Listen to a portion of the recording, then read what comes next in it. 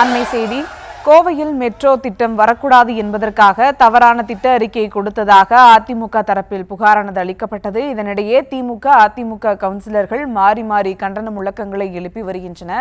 மேலும் விவரங்களோடு இணைகிறார் செய்தியாளர் அருண். வணக்கம் அருண், விவரங்கள். வணக்கம்.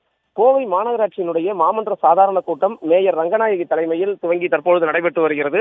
இந்த கூட்டத்தில் குறிப்பாக கோவை மாநகராட்சியை பொறுத்த வரைக்கும் இருக்கக்கூடிய 100 வார்டுகளில் 3 வார்டுகளில் மட்டுமே அதிமுக வெற்றி பெற்றிருக்கிறது. 96 வார்டுகளில் திமுக மற்றும் அதன் கூட்டணி கட்சிகளும், ஒரு வார்டில் சுயேட்சை என 97 உறுப்பினர்கள் திமுகவிற்கு சாதகமாகத்தான் செயல்படுகிறார்கள். இந்த நிலையில அண்மையில் கோவை மெட்ரோ ரயில் திட்டம் புறக்கணிக்கப்பட்ட நிலையில அந்த மெட்ரோ ரயில் திட்டம் மத்திய அரசால் புறக்கணிக்கப்பட்டதற்கு காரணம் தமிழக அரசின் அதாவது தவறான திட்ட அறிக்கை தயார் செய்து அனுப்பியதே காரணம் என்ற அடிப்படையில அதிமுகவை சேர்ந்த 2 கவுன்சிலர்கள் பிரபாகரன் மற்றும் ரமேஷ் ஆகிய இருவரும் மாநகராட்சி கூட்டம் துவங்குவதற்கு முன்பாகவே மாமன்ற கூட்ட அரங்கிற்கு வெளியே இருந்து ஆர்ப்பாட்டத்தில் ஈடுபட்டார்கள். அப்பொழுது தமிழக அரசை கண்டித்து அவர்கள் முழக்கங்களை எழுப்பினார்கள். அதே வேளையில் திமுக மற்றும் அதன் கூட்டணி கட்சியினர் கவுன்சிலர்கள் உள்ளே செல்லும் பொழுதே அவர்கள் வெளியே நின்று அந்த முழக்கத்தை எழுப்பினார்கள். தொடர்ந்து கூட்டம் துவங்கிய நிலையில இந்த மெட்ரோ ரயில் திட்டம் குறித்து திமுக கவுன்சிலர்கள் முதலில் அவர்கள் தங்களது கோரிக்கையை எழுப்ப முற்பட்டார்கள். அப்பொழுது குறுக்கிட்ட காங்கிரஸ் கவுன்சிலர் மத்திய அரசுக்கு எதிராக சிறப்பு தீர்மானம் நிறைவேற்ற வேண்டும்,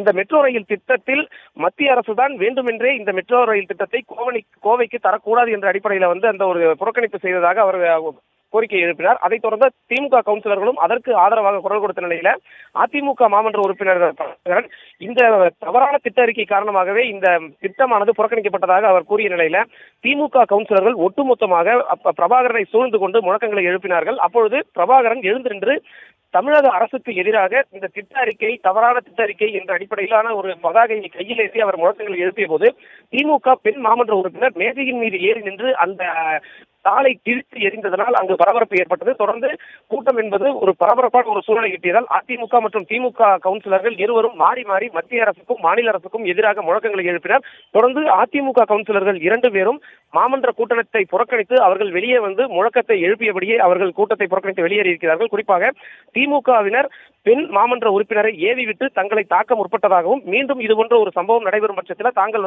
காவல்துறையில் புகார் அளிக்க இருப்பதாகவும் தற்பொழுது அதிமுக மாமன்ற உறுப்பினர்கள் குற்றம் சாட்டியபடி அவர்கள் வெளியேறியிருக்கிறார்கள். சுபா, விவரங்களுக்கு நன்றி அருண்குமார்.